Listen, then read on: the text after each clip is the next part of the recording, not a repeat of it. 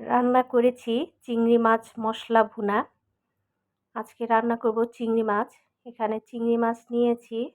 তো চিংড়ি মাছটা আমি কেটে নিব। অনেক আপুরাই আছেন চিংড়ি মাছ কাটতে পারেন না। তো তাদের জন্য আমি আজকে চিংড়ি মাছটা কেটে দেখাচ্ছি। চিংড়ি মাছটা কিন্তু খেতে অনেক সুস্বাদু একটি মাছ। তো চিংড়ি মাছটা এভাবে কেটে মাথার থেকে পরিষ্কার করে যে ময়লার থলিটা থাকে বের করে নিব। এবার খোসাটা আমি ছাড়িয়ে নিচ্ছি।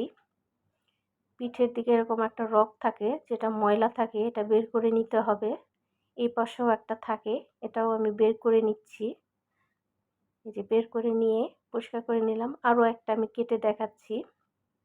আপনাদের যারা একদম পারেন না তারা দেখে এভাবে কেটে নেবেন। মাথাটা পরিষ্কার করে নিচ্ছি, খোসাটা ছাড়িয়ে নিলাম, রগটাও বের করে নিচ্ছি দুই পাশের। তো এবার সবগুলো এভাবে আমি খোসা ছাড়িয়ে নিব। খোসা ছাড়িয়ে নেওয়ার পর ভালো করে ধুয়ে নিব, কারণ চিংড়ি মাছের মধ্যে প্রচুর পরিমাণে তেল থাকে, যেই তেলটা স্বাস্থ্যের জন্য ক্ষতিকারক। কোলেস্টেরল, শরীরে কোলেস্টেরল বাড়াতে বাড়িয়ে ফেলে। সেজন্য চিংড়ি মাছ কম খাওয়া ভালো এবং ভালো করে ধুয়ে নিতে হয় যাতে তেলটা অনেকটাই বের হয়ে যায়। তো এবার চিংড়ি মাছটা আমি ভেজে নিচ্ছি হলুদ মাখিয়ে। খুব একটা বেশি সময় নিয়ে ভাজবো না, কারণ চিংড়ি মাছ বেশি সময় ভেজে নিলে মাছটা শক্ত হয়ে যায়, ভিতরে মশলা ঢুকে না, আর খেতেও ভালো লাগে না। যখন চিংড়ি মাছটা এরকম বেঁকে যাবে, কড়াই দেওয়ার পর বুঝতে হবে যে ভাজা হয়ে গিয়েছে, তখন নামিয়ে নিতে হবে। এবার তেলের মধ্যেই আমি দিয়ে দিচ্ছি পেঁয়াজ বাটা। যেহেতু মশলা ভুনা করব, মশলাটা একটু বেশি পরিমাণে দিব। আর সব রকম মশলা দিচ্ছি, পেঁয়াজ বাটা, রসুন বাটা, আদা বাটা, লাল মরিচ বাটা, একটু ঝালটা বেশি দিব। আর দিচ্ছি জিরা গুঁড়ো, হলুদের গুঁড়ো।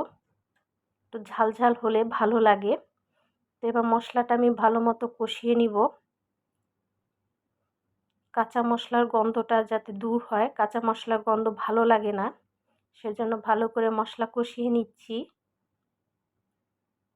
একটু সময় নিয়ে কষাবেন, তাহলে রান্নার স্বাদটা ভালো হবে। মশলাটা যখন কষানো হয়ে যাবে, টমেটো কুচি দিয়ে দিব। তো টমেটো কুচি দিয়ে আবারও কিছুক্ষণ কষিয়ে নিব, কারণ টমেটোর গন্ধটা ভালো লাগে না। দিয়ে দিচ্ছি স্বাদ মতো লবণ।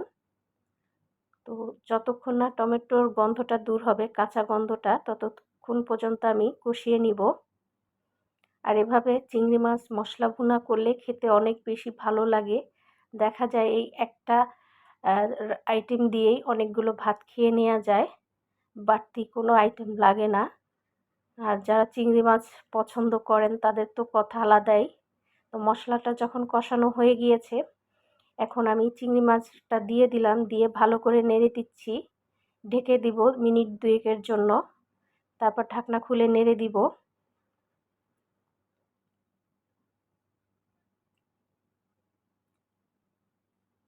নেড়ে দিলাম।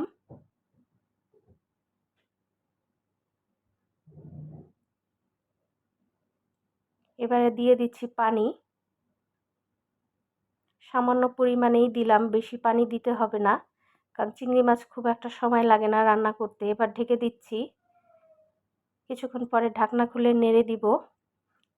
এভাবে বেশ কয়েকবার ঢেকে দিব এবং ঢাকনা খুলে নেড়ে দিব। পানিটা আর কি শুকানো পর্যন্ত অপেক্ষা করব।